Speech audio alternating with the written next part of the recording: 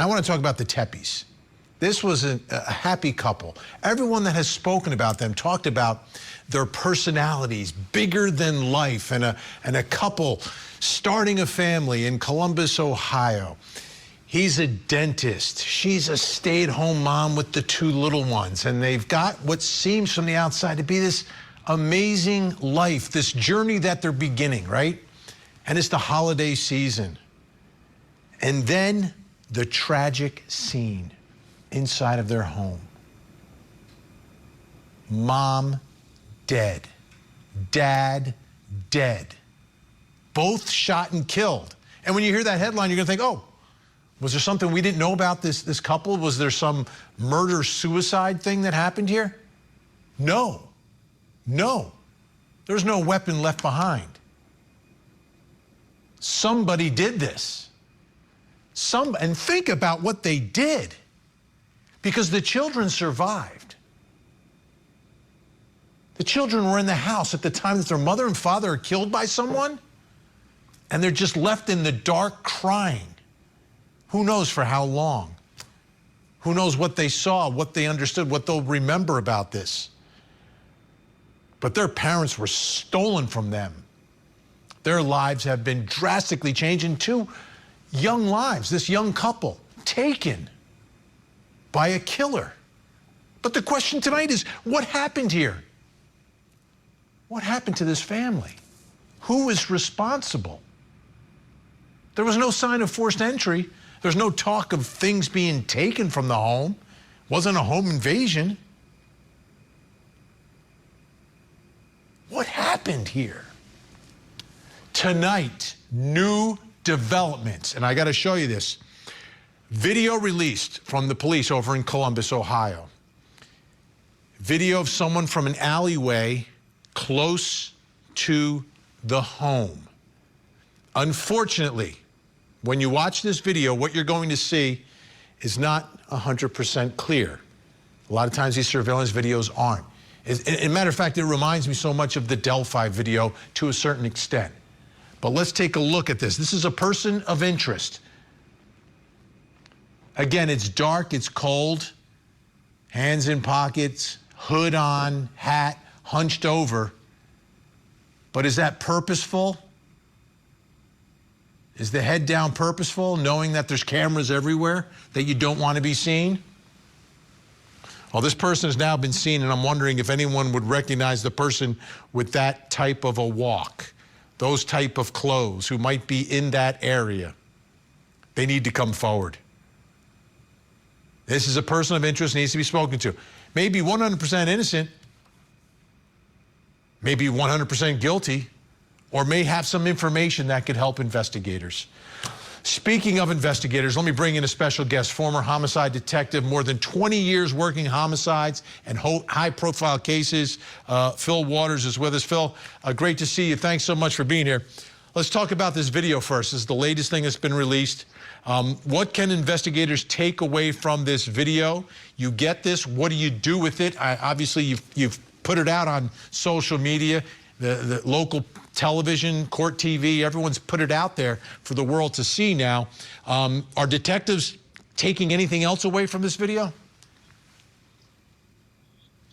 Well, I think the video, to me, indicates that this person has got a vehicle somewhere off the other block someplace, away from, if this is in fact our suspect, away from the scene. So, and just the way he's acting, it would appear to me that this is purposeful. The head down, making sure the hood is pulled forward.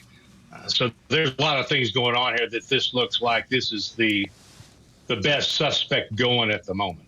So let's take that to the next level, right? A lot of people are wondering, is this someone that they knew, perhaps? Because there's no sign of forced entry. Now, obviously, a door could have been unlocked, but it seems like it's someone who showed up purposely that night, may actually know them, but as you're pointing out, didn't park in front of the house. So this is something that seems to be planned then. Oh, I think so. I think just the fact that we have, it is what we know about the scene, that the husband is the father is shot multiple times. She is shot once in the chest, at least if that's what's been reported. So it's obvious, I think, to anybody that he is the target. Now, what we don't know is what caused him to be the target. This appears to be something. I would be shocked if it's not something very, very personal. I think it goes beyond the, this dentist performed a bad root canal.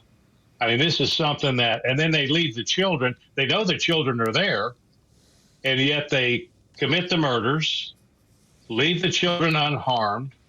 And the children appear to be, at least from the pictures that I've seen, appear to be old enough that they can be interviewed, do a forensic interview with them, and see if they can give them any more information. Did they know this person? Is this person a relative? Is this person an associate of some kind that they've seen in the home before? The fact that there's no forced entry. I mean, all of these factors point to a person that was known by this young couple. Now, I want to give you some more information here. After discovering the bodies of Monique and Spencer Tepe inside their Wineland Park home, this is December 30th, Sergeant Joe Albert from Columbus Division of Police provided an update to the reporters from WBNS 10 TV. At this time, we have no indication that this is a murder-suicide. So that's something that we're working through to determine if it's something like that or if it is truly a double homicide. And we've got a little more information here, too, from the Columbus Dispatch. Columbus police records said Spencer was shot multiple times, like you said. Shell casings were recovered at the scene.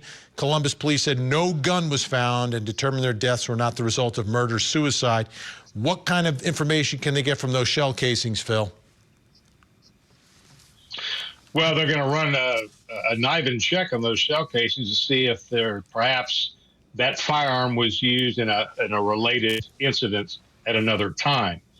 If they don't get anything from that, I would imagine in a case like this, and in every homicide case, the bodies are evidence. And I would be interested to see what the autopsy reveals, if these are contact wounds or if there's stippling involved. It'll give you an idea of the proximity of the shooter when he fired the shots into each one of these individuals. So there's a lot of evidence that's going to be gleaned from the firearms. I think that I'm assuming they will do SEM kits as a matter of drill, and that's to determine if there's any gunpowder residue on their hands. Now, there's going to be some gunpowder residue there because obviously a firearm was fired in their presence, but it will be interesting to see if there is a very small amount of gunpowder residue on their hand or a large amount. So the firearms evidence is going to be a real way to start to establish kind of what happened in the moment. Now, whether it leads to a suspect, they'll run that. If they get a connection to a firearm, they'll run that through ATF to see if they can track the history of that firearm and so forth. So we'll just have to wait and see what that firearms evidence reveals to us. Yeah, and I've got to think another place to look is on their cell phones, right? Text messages, emails, to see if there was any sort of a conflict at all somewhere in their lives, or if they were expecting guests that night. And if so, would they have that information already by tonight, or does it take time to get the cooperation from the phone companies, et cetera, to get that type of info?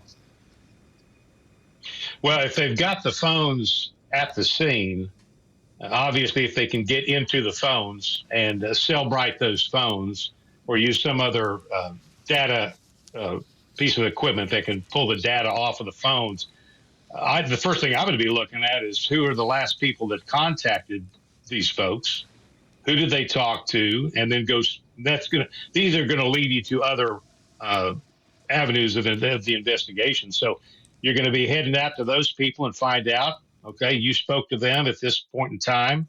What was that conversation about? Look at their text messages and so forth. So we're trying to establish a timeline here as who and when who made contact with them, and were the last people to have contact with them, and what time did that occur? So there's a lot of information that'll be gleaned from all the digital stuff, and I'm sure they're canvassing the neighborhood, where we see this possible suspect walking from. We want to see if people notice something that was unusual about the setting that day. Did they see vehicles that are not normally seen there? Did they see this individual? Did somebody see this guy get out of a car on the other side and walk across? So I'm sure that the detectives are hitting that canvas pretty hard. You never know until you ask the question about what someone saw. Absolutely. Phil Waters, great to have you aboard. Thanks so much. Great to see you. Thank you, Vinny. Happy New Year. Happy New Year. All right, let's bring in our think tank. Joining me tonight, criminal defense attorney, former prosecutor Al Wunsch III, along with criminal defense attorney Darnell Crosland and family law attorney Jennifer Brandt. Great to see everyone. First show of the new year. All right, Al. To me, this is shocking, right? Because you hear this scenario, most people think immediately murder, suicide, behind a locked door. No sign of forced entry, but that's not the case here. So it seems like investigators are going to have to dive into the lives of the dentist, Spencer, and his wife, Monique, to see what was going on, if there was a conflict with someone out there. Well, you know, Vin, the scenario here is quite odd, but it looks to me like it's a professional hit, because the way the individual was walking and, you know, keeping his head down and walking in a measured pace, not running, because that would be the first mistake, especially because it looks like it's slushy and snowy and icy out there. So that it'd be a situation where they could possibly trip or fall, or also they would, you know, actually get attention if you see a guy running in that kind of an outfit at 3 o'clock or 4 o'clock in the morning. That would be something that would, you know, somebody in the neighborhood would probably see and say something about. So it looks to me like it's a professional hit. Now, dentists carry a lot of drugs. Dentists have they have gold. They have a number of other things that they deal with. I mean, I know because I have a number of dentists that are clients that I've gotten weapon permits for, to carry permits, because of the fact that they have a extensive amount of drugs, and also gold for fillings and silver for fillings, things along those lines, which are precious, actually precious commodities. So it looks to me it's a professional hit. I'm also really curious as to how his office reacted the way they did, because he was a little late. Yeah, well, we'll get into that. My office. I'd have the police in my house every morning. Yeah, but I mean, you know, he was a little late, and they were right on top of that, where they were sending people to his house to see where he is. We'll get into that in just a moment. Darnell, let me ask you. No forced entry. Zero forced entry here. I mean, someone rings the doorbell, someone knocks on the door, or maybe a door's left unlocked. How would the person know that door would be unlocked? I'm trying to understand how the killer gets inside. Yeah. I know how they got inside. They used the key. They had a key. So it's also got a punch code. It's got a code. Yeah, they probably had the code too. So I don't know how professional they are. I don't see that they're looking to break in this house, shoot this guy in the chest, shoot his wife in the chest because they want gold or drugs, when there's no indication that drugs or gold was taken. They would have hit up the dentist lab or the job, the office. So I think that this was definitely personal, as the detective said. Somebody either had the code, the key, or something. And what you typically go to, either she was having an affair or he was having an affair. Well, there's no indication of any of that, Darnell, of affairs. I mean, like, obviously they've got to dig into their lives, but there's been no indication from anyone associated with the family. I mean, the indications are like the exact opposite of that. Yeah, well, you know, you're obviously looking at what are the common motives, and what you see in these cases. We've done a lot of these on court TV. Somebody falls in love here. We don't have the proof yet. It's too early. But I don't think it's a crime of opportunity for any money or anything like that. It's something very personal, as the detective said. And what's more personal than affairs of the heart? We don't have proof of that. But I'm just saying, if I was a betting man, I would say this wasn't about money or any material. this is an affair of the heart or something like that. Jennifer Brandt, two aspects. The other aspect, how they get in, and then the children are there. I mean, it's a beautiful home. We've been showing it, but it's not a huge home. Like it's an up and down. It's not a sprawling type of house. I mean, they are close by when all this happens. Yeah, well, Vinny, we really don't know what happened at all. And I think everybody's just speculating at this point. It could be completely a mistaken, a house that someone was targeting and they got in there and this couple was there and they panicked and shot them. I mean, we really don't know why it was this couple. It didn't seem like they had any enemies, or it didn't seem like anybody was having an affair. And, how did this person get in? Well, they could have known the code, or they could have hacked the code. They could have knocked at the door. Who knows? I mean, how they got in. But, this person walking, I do agree with Al, the person walking in the alley, whether that is a suspect or not, I mean, this person seems pretty cool and collected. Looks like he's walking pretty slowly and just taking his time, not really running or in a panic. So, could it have been a professional hit? Perhaps, but who would target this couple? And I think that's what the investigators are really going to get into now, is why and how and, why these people were targeted, if they even were, and what else was going on in the neighborhood. Was there someone else that, maybe they went to the wrong house? Anything is possible at this point in time. It's Jennifer, that's really interesting. You talk about the wrong house, because we took a look at this neighborhood, and it's a beautiful home, but it's one of those newer developments where, and it's kind of like the neighborhood I live in, where the homes can be very confusing. It's the same builder building a bunch of homes that are somewhat similar. They're not exactly the same, but it could be easy to confuse one with another. But then you get to the fact of how do they get 100%. in? How do they get in? There's two ways. There's the back door, right? And to get to the back door, you either have to climb over the fence or go through their garage. Otherwise, you can go in the front door. They have a Ring doorbell on the front, but it looks like it's one of the battery-operated ones, which generally don't record as much because the battery then runs out very quickly. But they're asking for more videos. Knowing the devices, but Vinny, knowing the devices that were on the types of locks that might have been on all of these homes or whatever, you don't know. Someone might have had some information about how to get in or how to break into these homes or get into these keypads.